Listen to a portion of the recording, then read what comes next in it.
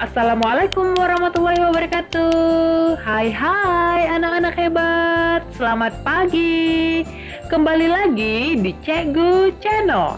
Nyalakan tanda loncengnya agar kamu tidak ketinggalan video pembelajarannya ya.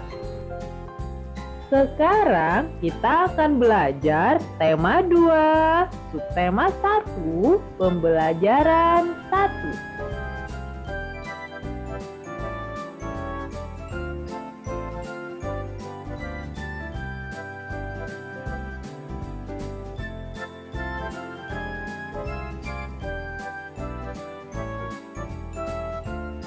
17 Agustus tahun 45, itulah hari kemerdekaan kita. Hari merdeka, nusa dan bangsa, hari lahirnya bangsa Indonesia. Merdeka, sekali merdeka tetap merdeka, selama hayat masih di kandung badan. Kita tetap setia, tetap sedia mempertahankan Indonesia. Kita tetap setia, tetap sedia membela negara kita. Proklamasi kemerdekaan menjadi tonggak sejarah bagi perjuangan bangsa Indonesia. Meskipun terdiri atas suku yang berbeda, rakyat Indonesia bersatu dalam memproklamirkan kemerdekaan negara Indonesia. Setiap tanggal 17 Agustus, rakyat Indonesia selalu mendengar petugas upacara membacakan teks proklamasi. Sebagian rakyat juga bisa mendengarnya dari radio atau dari tempat lain. Teks proklamasi yang dibacakan memiliki sejarah bagi bangsa Indonesia. Teks tersebut adalah teks proklamasi kemerdekaan negara Indonesia. Nah, ayo kita membaca, kemudian amatilah tulisan berikut. Proklamasi. Kami, bangsa Indonesia, dengan ini menyatakan kemerdekaan Indonesia. Hal-hal yang mengenai pemindahan kekuasaan dan lain-lain diselenggarakan dengan cara seksama dan dalam tempo yang sesingkat-singkatnya. Jakarta, 17 Agustus 1945, atas nama bangsa Indonesia, Soekarno-Hatta. Setelah kamu membaca teks proklamasi kemerdekaan Indonesia tadi, mari kita menjawab pertanyaan yang ada di halaman 2. Apa yang kamu ketahui tentang teks proklamasi tersebut? Yang kedua, hal lain apa yang ingin kamu ketahui tentang teks tersebut? Sekarang, mari kita membaca teks berikut yang ada di halaman 2 dengan judul Proklamasi Kemerdekaan Indonesia. Berdasarkan teks tersebut, isilah peta pikiran berikut. Nah, kali ini Ibu akan memberikan contoh ya, di mana kita akan menggali informasi dari buku sejarah yang menggunakan aspek apa, kemudian di mana, kapan, siapa, mengapa, dan bagaimana. Nah, kali ini ya, kalian diminta untuk membuat pertanyaan sendiri dan menjawab sendiri, tetapi berdasarkan teks yang kalian baca dan menggunakan aspek apa, kemudian di mana, kapan, siapa, mengapa, dan bagaimana. Ibu akan memberikan contohnya, kemudian kamu perhatikan dan simak baik-baik. Sekarang kita masuk contoh yang ada di halaman 3, ya, di mana kita akan membuat pertanyaan sendiri dan menjawab sendiri. Ini Ibu contohin nih, ya, pada kolom yang pertama itu ada tulisan apa. Nah, kira-kira apa pertanyaan yang bakal kita buat ya dengan menggunakan kata apa? Contohnya apa? Contohnya apa? Apa yang terjadi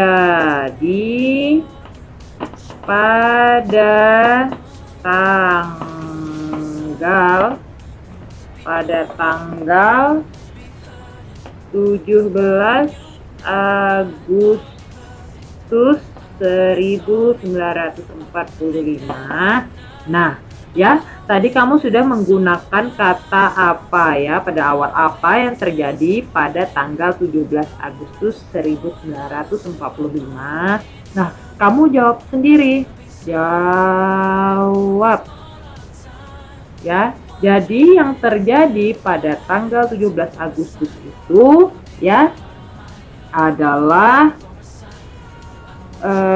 bangsa Indonesia memproklamirkan kemerdekaan. Nah, itu yang pertama. Contoh yang kedua lagi, mengapa? Misalnya kata mengapa. Kamu membuat pertanyaan juga dengan menggunakan kata mengapa. Ya. Misalnya kita lihat pada teks kira-kira apa yang bisa kita jadikan pertanyaan dengan menggunakan kata mengapa. Sekarang kata mengapa tadi ya. Nah, kita membuat pertanyaan itu berdasarkan teks tadi. Kira-kira apa pertanyaannya? Menggunakan kata mengapa. Nah, ini dia. Mengapa tanggal 17 Agustus 1945 menjadi peristiwa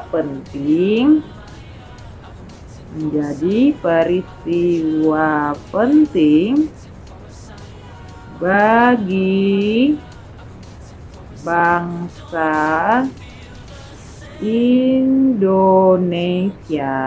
Nah, ya, jawab. Karena pada tanggal itu kita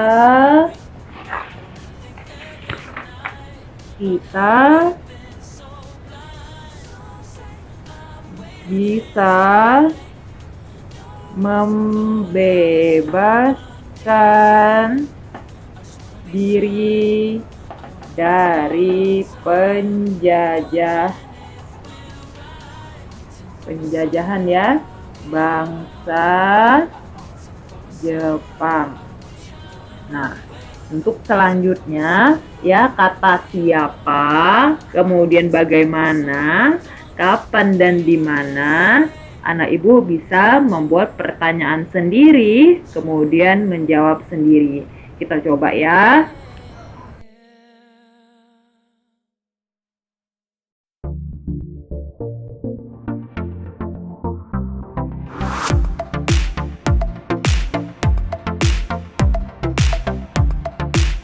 Tahukah kamu bahwa diperlukan kemampuan untuk melakukan penyesuaian atau adaptasi ketika kita ingin menciptakan kerukunan dalam perbedaan? Masih ingatkah kamu pepatah di mana bumi dipijak, di sana langit dijunjung?